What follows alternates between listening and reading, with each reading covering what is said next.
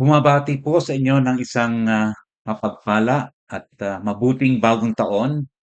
Purihin ang Diyos sa pagbibigay niya sa atin ng isang maayos at mabuting taon, 2024. At ngayon po ay ating hinaharap ang 2025 na ang ating panalangin para sa bawat isa ay sumainyo ang mabuti at ang magandang bagong taon sa inyong buhay at sa inyong buong sambahayan.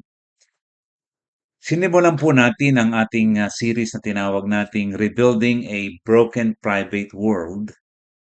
And ngayon pong araw na ito ay pagpapatuloy natin itong series na ito at pag-uusapan natin yung causes of a broken world. Ang mga kadahilanan ng mga bagay na ikinaguguho ng buhay ng isang tao. Isa pong araw ng pagsamba ay hinawit po yung awit na may title na My Testimony. At ito po ay nilikha ng Elevation Worship at bahagi po ng My Testimony na awit na ito ay nagsasabi ng ganito. This is my testimony from death to life, 'cause grace rewrote my story. I'll testify. By Jesus Christ the righteous, I'm justified.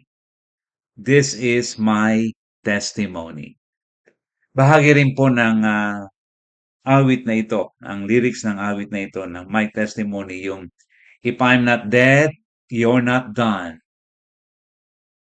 Greater things are yet to come. By Jesus Christ the righteous, I'm justified. Napakaganda po ng awit na ito and it speaks exactly of what we are dealing here in our series Rebuilding a Broken World. At nasabi ko nga po na marahil another way to call this series other than rebuilding a broken private world is grace rewrites my story.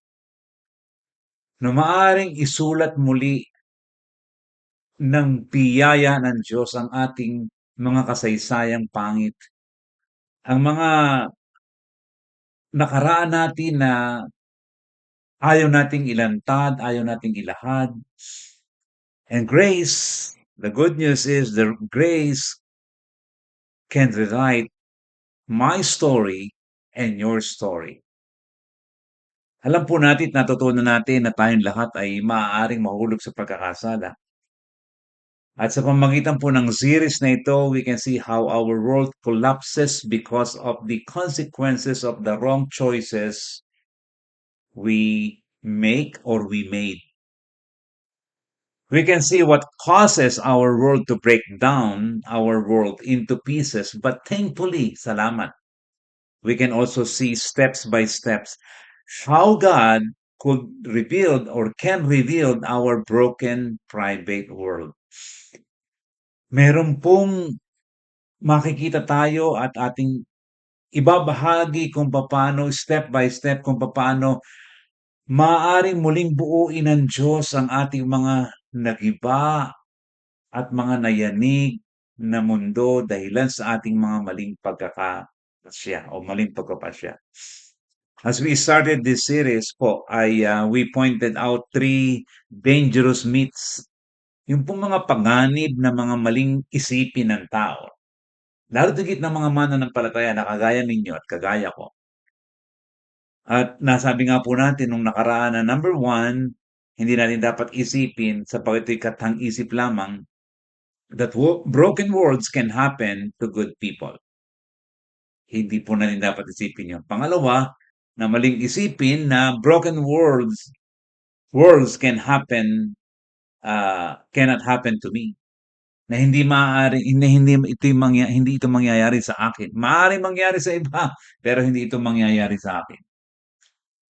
At pangatlo, ang ating napag-usapan, nasabi na maling isipin, the consequences of broken words can be avoided. Tatlong bagay na hindi po natin dapat paniwalaan sapagkat ito po'y walang batayan at namamali, ano ho, that yet people are still thinking na they can avoid the consequences ng kanilang maling mga pagkakasala o ng maling pagpili. Alam po ba ninyo mga kapatid kung paano ang anay sumisira ng pundasyon ng ating mga bahay? Does anyone know how termites destroy the foundation of a house? Alam niyo ang isang kakaiba po sa anay ay termites work secretly and quietly, and if you will not discover and cure termites early on, you will be surprised that the frames and beams of your house are about to collapse. Kapag hindi nyo agad nakita yung mga anay sa inyong mga bahay, maaaring ito'y pagmulan ng madaling pagkasira at pagbagsak ng ating mga tahanan. Lalo tigit ang kanilang inuuna ay yung mga pundasyon, yung mga frames, yung mga kahoy na nagbibigay ng yung pong nagtatayo sa ating mga bahay. The problem is, hindi po natin ma-detect yung mga anay early on. And hindi natin madaling ma-detect ito because everything appears strong on the outside. Pag tinignan mo yung labas ng mga foundation po, lalo tigit ng mga kahoy, makikita mo buong-buo pa yung labas. However, sometimes, makikita ninyo na mukhang may inaanay na. Meron pong mga hints, merong mga traces na ang anay ay nakaka-infect na o sumisira na ng ating mga tahanan. Nabanggit ko po ito kasi the way termites work is quite synonymous with how sin works in the life of the Christian's private world. Kung paano sinisira ng anay ang mga poste ng bahay, ganun sinisira minsan ng anay ng kasalanan, the termites of sin, ang mga buhay ng mga Kristiyano. Just like the termites in the underside, which destroy the frames and the beams of the house, secret sins destroy the lives of many Christians. And the irony of this is, ang mga Kristiyano talaga ang nagtatago ng kasalanan kasi ang mga hindi mananampalataya at hindi mga tagasunod ni Jesus ay talagang kung mag-usap yan tungkol sa kasalanan ay talagang no holds bar, hindi sila nahihiya. Pero ang mga Kristiyano sapagkat sila ay tagasunod ni Jesus at meron silang secret sins, ay pilit nilang itinatago ang kanilang mga sikreto, ang kanilang mga lihim upang hindi ito malaman, hindi ito madiskubre at hindi ito mapag-usapan sapagkat ito'y malaking kahihiyan. Almost no one no one bears a heavier load than the carrier of private past or private present. Mga pribado natin, mga bagay na hindi natin nais ilantad. Napakabigat na may dalahin ka. Hindi lamang ng problema, kundi ng isang kasalanang hindi mo alam kung may nakakaalam na o wala pa. So what causes a broken world? Ano po ang talagang pinanggagalingan at pinagmumulan ng mga mundong bumabagsak at gumuguho? Ito po yon, secret sin. Mga lihim na kasalanan, mga kasalanang pilit na inililihim ng mga mananampalataya. Yan po ang pinakamalaking kadahilanan ng tinatawag nating pagbagsak ng mundo ng isang mananampalataya. Secret sin.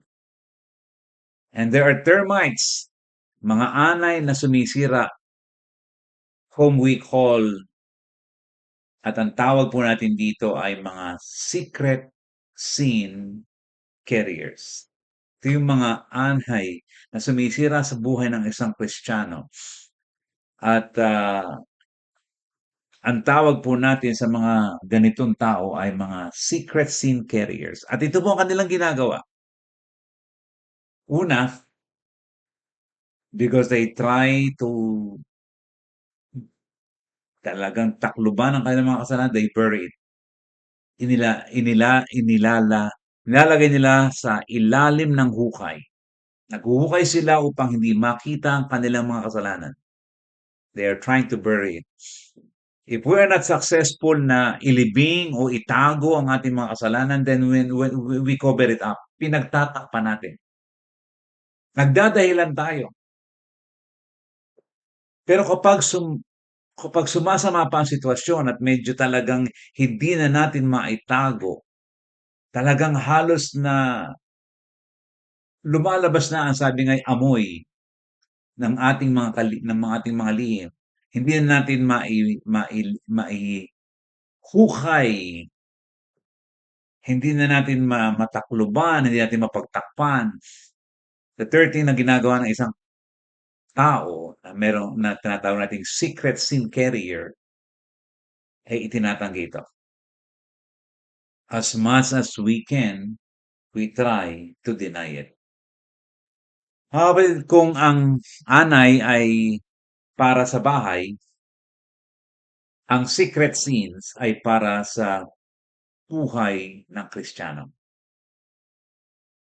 Ito po yung sumisira sa ating buhay, sa ating pananampalataya, sa ating relasyon sa Diyos.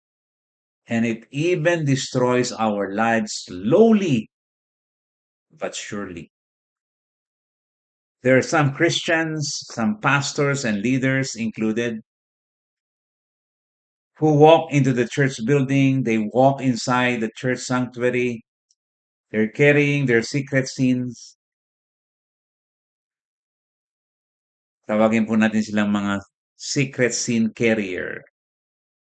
And they hide their secret behind beautiful clothing, maayos na damit, mga unnatural, forced smiles, pinipilit ngumiti, bagamat mayroong ikinababahala sa loob because secret sin carrier, hoping that they could hide the secrets in their hearts. Itong mga secret sin carrier na ito, they sing great songs, they pray awesome prayers, they even sometimes raise their hand as they pray, and they listen attentively to God's word. They sometimes even preach the word, yet their hearts are in fear of being isolated and condemned once their secret sin are exposed into light. For it is clear that to them that they are hiding something in dark places, meaning in the deepest recesses of their heart and in their mind. Meron silang inililihim at natatakot sila na ito'y matanyag. Nakakalungkot po mga kapatid na in the last quarters of the previous year, 2024, nakarinig po ako ng tatlong mahusay na mga tagapangaral ng malalaking mga iglesia na nagkaroon po ng tinatawag nating let's put it, emotional involvement sa isang babae na, of course, hindi nila asawa. Emotional involvement. And that is very, very heartbreaking na aking nalaman. And of course, ang laging papasok sa isip natin, huwag mong isiping nakatayo ka, baka ikaw rin ay mabuwal. Napakaliwanag po ng paalala ni Lucas sa atin na marahil ay nagtatago ng mga kasalanan or mga secret sin carrier. At ito po ang sabi sa aklat ng Lucas, there is nothing hidden that will not be found. There is no secret that will not be well known. Maliwanag po ang sinabi ni Lucas. There is nothing hidden that will not be found. There is no secret that will not be well known. Luke 8:17. There are three different types of secret sin carriers, and we can identify the members of the Society of Secret Sin Carriers, SSSC, Society of Secret Sin Carriers. At yun po ang gusto nating ilahad ngayon. Pero mga kapatid, let me remind you that our goal here is not to condemn. The goal of this series is to help people whose lives are breaking down, who are members of this society, to be free, healed, and restored. Ito po ang nais natin na sa bagong taong ito ng buhay natin at pagiging bago kay Kristo na marahil nagkasala tayo, but we want everyone to be free, healed, and restored. And that is the goal of this study. If we are not free, if we are not healed, if we are not restored, maybe we are still infested by these termites. At ano nga po ang mga termites na ito? Pag-usapan po natin yung una nating nabanggit na kanina. Number one, yung pong anay, termite number one, is that secret sin carriers bury their sin. Secret sin carriers bury their sin.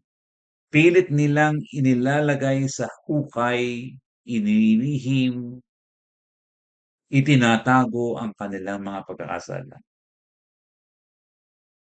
For they're afraid one of these days their secrets will come and pursue them. Hahabulin sila, bibisitahin sila, at baka sirain pa tayo nito o sila. Secret sin carriers consider that their secret sin will not only fail them, but it could also fail their loved ones. Alam nila na ang kanilang mga lihim ay hindi lamang sisira sa kanilang buhay, sa kanilang reputasyon, sisirain din nito ang kanilang mga mahal sa buhay. They are being haunted by the fear that if their family and friends would learn about it, he or she could be betrayed. So the agenda of most secret sin carriers, their agenda is to attempt to bury the sin, itago ng itago ng itago at ilagay sa pinaka malalim na hukay.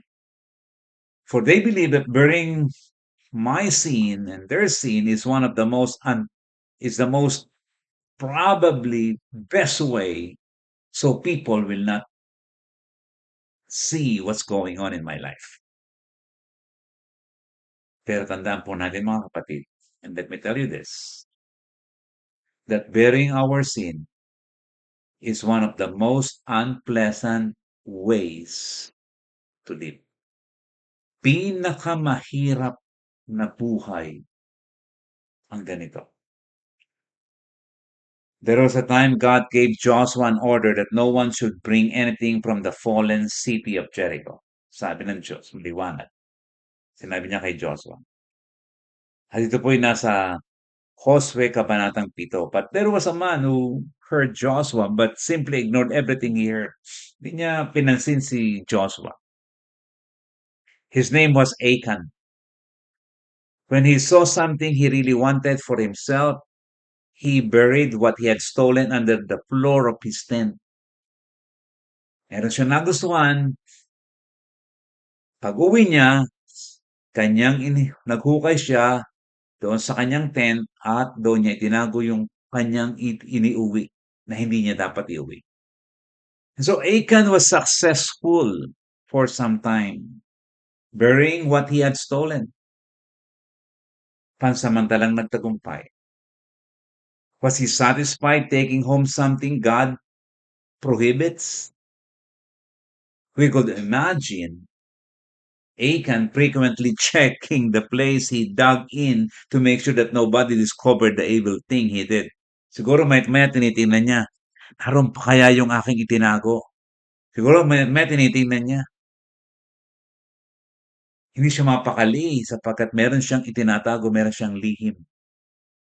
We could also imagine Achan always standing on that very spot he dug in, especially when he had visitors in his tent. At baka may humukay o baka may makapansin. Kaya doon siya lagi tatayo.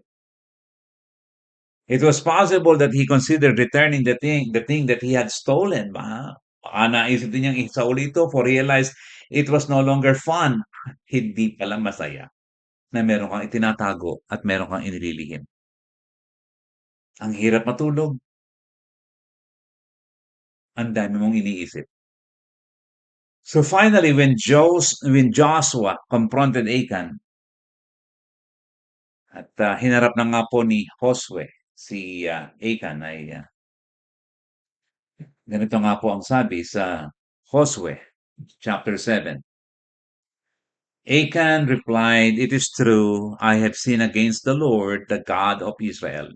This is what I have done. When I saw in the plunder a beautiful robe from Babylonia, 200 shekels, I coveted them and took them.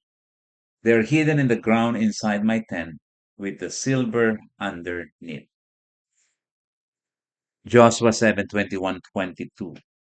Ang problema po about Achan's secret was God would not permit the Hebrew people to advance a step farther to the promised land until the stolen treasure was returned. Hindi sila pahintulutan, papayagan ng Diyos na magpatuloy sa lupang pangako hanggat hindi na ibabalik ang ninakaw na yon. So when Achan was confronted of his sin, Achan and his family lost everything. At ito nga po ang masakit mga kapatid, dapat nating tandaan sa buhay natin at sa buhay ko, when we attempt to bury our sin, three things we need to remember. Mangyayari po ito, we will show it in our attitudes and activities. Makikita ito kapag may tinatago ka. Parang magiging kapansin-pansin ito, kahina-hinala, bagamat hindi dapat tayo naghihinala. Pero kapag meron tayong itinatagong pagkakasala, parang nakikita ito sa ating mga paggalaw, sa ating mga pagkilos, sa ating mga mata marahil. Number two, we will never advance individually and corporately, kagaya ng nangyari kay Achan. And number three, we can never control the consequences of our sin affecting our loved ones, and we don't want it. Hindi lamang tayong masasaktan, hindi lamang tayong sisirain ito. And if you read the story of Achan, hindi po lamang siya ang napasama pati at napahamak ang kanyang mga mahal sa buhay. Yun po yung unang anay. Yun po yung unang hindi maganda sa tinatawag nating secret sin. Secret sin carriers bury their sin and it is to their lost. Pangalawa po na anay, termite number 2, is that secret sin carriers cover up their sin. Kung hindi man po nila maitago, maihukay, mailibing ng malalim upang walang makapansin, walang makakita, pagtatakpan po nila ito. They're gonna cover it up. If one agenda or one agenda of the secret sin carrier is to bury their sin, but kung hindi na nila ma-contain, the next agenda is panito. Those who are covering up often show destructive attitudes and activities. Yung mga tao po na malimit may itinatago at may inililihim, magaling po yan sa diversionary tactics. As the saying goes, one sin leads to another. And one destructive attitude and activity, a secret sin carrier, is telling a lie. Kasi one sin leads to another. Hindi mo na maitago, hindi mo na mailihim, hindi mo na maibaon ng gusto sa hukay. So kinakailangan mag-cover up ka na. And one of the ways to cover up is lying, cheating, being dishonest. These are some of the ways to cover up sin. Siyempre, kung nahihirapan ka na na itago ito, talagang ilihim ito, pagtatakpan mo na ito at ang isang napakalakas na depensa para ma-cover up mo ang iyong kasalanan. Ang ginagawa ng tao is lying, being dishonest. Ito po yung nangyayari sa maraming mag-asawa. Pag hindi na talaga mailihim ang kanilang ang ginagawa, unti-unti na silang nagsisinungaling. Bakit ginagabi? Nasaan ang pera? Sometimes, natututunan ng magsinungaling para lang ma-cover up, para lang makapaan ang kanilang ginagawang pagkakasala. Another way people do, hindi po lamang yung pagsinungaling, they blame others, blaming others.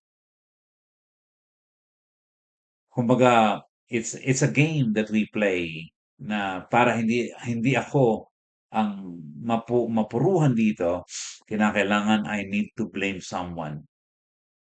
Ibe-blame mo ang panahon, ibe-blame mo ang gutom, ibe-blame mo kung ano, et cetera, ang pagod, et cetera. Ibe-blame mo ang ibang tao para sabihin mo, "Eh, kaya ako ganito kasi ikaw." So, lying, blaming, and we remember the story of Adam and Eve. God instructed them clearly saying, "You are free to eat from any tree in the garden, but you must not eat from the tree of the knowledge of good and evil, for when you eat of it, you will surely die." Genesis 2:16 and 17. So when sin succeeds, its first component is usually lying. Ay tingnan po niyo ang sinabi nga sa Genesis chapter 3 verse 4, "You will not surely die." The serpent said to the woman, "You will not surely die." If the secret sin carrier will not lie, kung yung isa na naglilihim at nagdadala ng kanyang sikreto, kasalanan na hindi magsinungaling, somebody else has to lie to cover up the sin. And so what happened next? Chapter 3 verses 9 and 10. Ang sabi po ay ganito, "The Lord God called to the man, 'Where are you?' He answered, 'I heard you in the garden, and I was afraid because I was naked, so I hid.'" Man's immediate tendency when when we commit sin is to hide it by covering up. Gusto nating magtago, gusto nating pagtakpan ang lahat ng mga bagay kung hindi na natin talaga maibaon at maitago ang ating ginagawang mga mali. Adam and Eve tried to hide their sins before God for they were ashamed of what they did. Pilit nilang tinatago ang kanilang ginagawa, ang kanilang ginawa. There's so many ways secret sin carriers try covering up in the church today. Papaano nga ba minsan natin naitatago yung ating mga secret sin carriers? Well, this is not, ito po'y hindi particular, kundi ito po'y general illustration po lamang. Nothing in particular, but maybe this is some of the ways that people are trying to cover up their insecurities, trying up to cover their sins, their problems. So how do they do it? How do we do it? How do some people do it? Number one, some do it with a passionate concern for doctrinal correctness, which is not wrong. Emphasizing doctrinal correctness is good. But using it to cover up something wrong we have done is inappropriate. Some cover up by being extremely emotionally expressive, emotionally expressive in their spiritual lives, emotionally expressive in their worship. Again, again, again, there's nothing wrong with it, but sometimes it is just a way to cover up. Some cover up by not involving themselves too much for less church involvement would not mean would mean less exposure. Hindi na lang ako magpapakita lagi sa church para less exposure, less church involvement, less exposure. Please understand po, again, we are not judging anyone here. We are just revealing what's inside of us. Why we do what we do sometimes. Na minsan, ito po yung subconscious na nagagawa natin. We didn't mean to do that. Yung pala tayo motivated by the secret sins that we're trying to cover up sa buhay natin. We are merely citing possibilities so we can check within us. And I can check and you can check your heart and my heart and everything that we do. Sometimes secret sin carriers are hiding their sins by being passionate to soul winning, discipleship, para nga naman hindi mapansin na merong nangyayaring gumuguhong mundo sa kanilang private world. But sin has another destructive attitude or activity to cover up. In addition to lying, we also attempt to blame others for our sin. And you know what happened when God found out that Adam and his wife disobeyed God? Adam blamed the woman. Ito po yung lagi nating sinasabi, the blaming game, sisihan. Then the woman blamed the serpent. It's the serpent's fault, sabi ng babae. You know well how blaming game works, don't you? You know how it works. Nobody wins in the blaming games. Walang nagtatagumpay sa sisihan. Everyone is a loser. Nasisi mo yung isang tao, naipasa mo yung pagkakamali sa isang tao, nasabi mong hindi ako kundi siya, akala mo nanalo ka, at akala naman ng isa after niya maipasa, nanalo siya. It is not true. Nobody wins in the blaming game. Everyone is a loser. Lying and blaming won't see anyone free from his or her sin. Walang lalaya sa sisihan. We need to be confronted. Listen, we need to be confronted by the truth and to be humble enough to admit our sins. Tandaan po natin yan, mga kapatid. We need to be confronted by the truth and to be humble enough to admit our sins. Napakahalaga po yan, mga kapatid.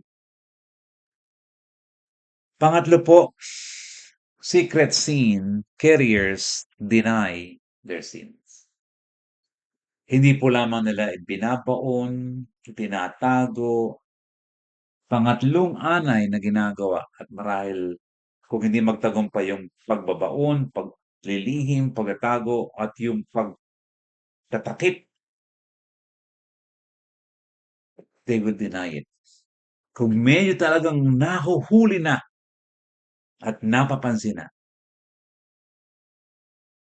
ang pangatlong anay ng pagguho at guguho at maaaring magpaguho ng ating pundasyon, ng ating buhay, to deny it. King David was a secret sin carrier also. Alam niyo yun, di ba? After his sins against Bathsheba and Uriah, he tried to live life business as usual. Parang walang nangyari. Hoping he could perpetually bury their sin. He did his best to cover up to others and to himself, that is, not to feel the painful consequences of sin. Alam niya may ginawa siya kay Bathsheba, alam niya may ginawa siya ah, kay Uriah. He lived business as usual every day. May ngiti, ginagawa niya ang kanyang role as a king. He hoped he could bury his sin perpetually, tuloy-tuloy. He greeted everyone each morning as if he had nothing, as if he had nothing to do with Bathsheba's pregnancy. Alam niyo yun? As commander-in-chief, he spoke to the military forces of Israel as if he had nothing to do with Uriah's death. Marahil alam ni Joab. He tried to live business as usual. And how many of us are trying to live business as usual every day? Hoping that the secrets of our recent past would remain in the past. But when Nathan the prophet confronted David about his secrets and he told the king what all secret sin carriers would not want to hear, ito na yung hindi natin gustong marinig kung tayo secret sin carrier. 2 Samuel chapter 2 o chapter 12 verse 12. Sabi nga po dito, what you did was in secret, but I will do this in the open for everyone in Israel to see. Yan po yung CEV, Contemporary English Version. Ang sabi po naman ng New International Version, you did it in secret, but I will do this in broad daylight before all Israel. That was like a dentist trying to implant a tooth by drilling your gum.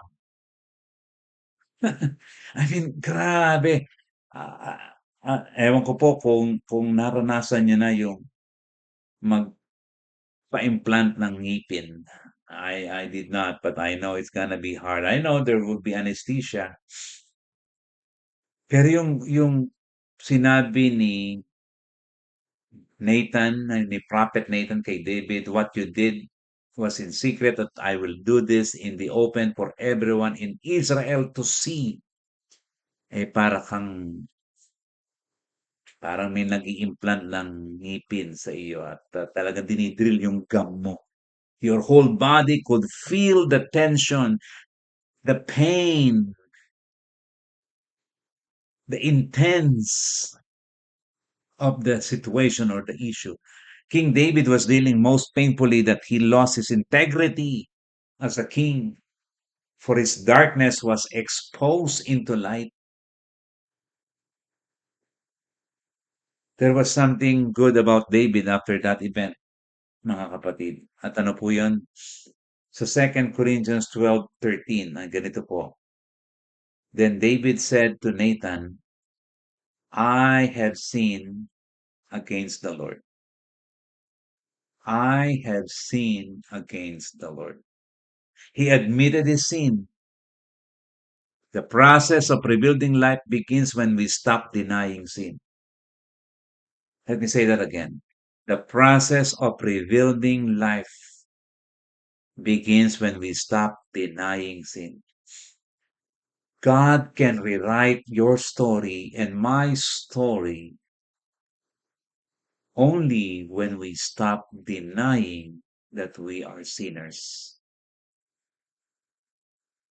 King David's life was rebuilt, even named him as man after God's own heart by admitting his sin. We can never reconstruct our lives as long as we deny the sin within us. Para po itong anay na patuloy na sisira ng ating mga pundasyon. And application po sa atin, ito ang sisira, nagpatuloy na sisira ng ating mga buhay spiritual.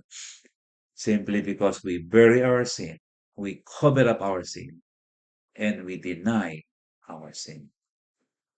Kaya nga po as we end this part 2, let us ask ourselves, are we secret sin carriers?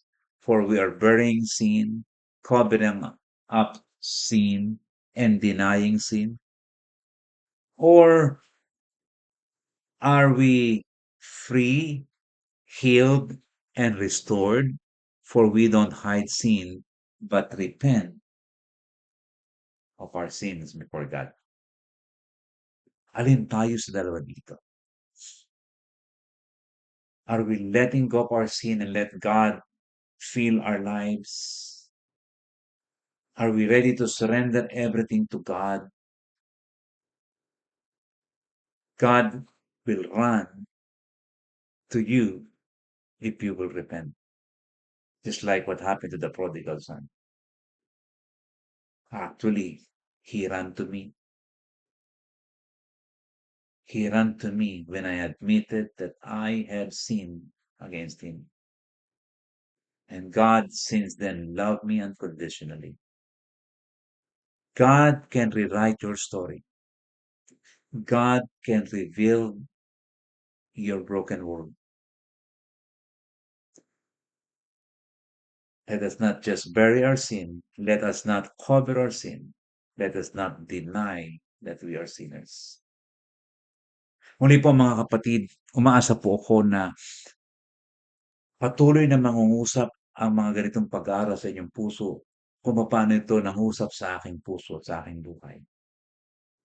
Umaasa po ako na sa pamamagitan ng ganitong mga pag-aaral, maraming tao ang magiging malaya, maraming tao ang magagamot at manunumbalik sa tunay na pagyakap at pagsunod kay Jesus.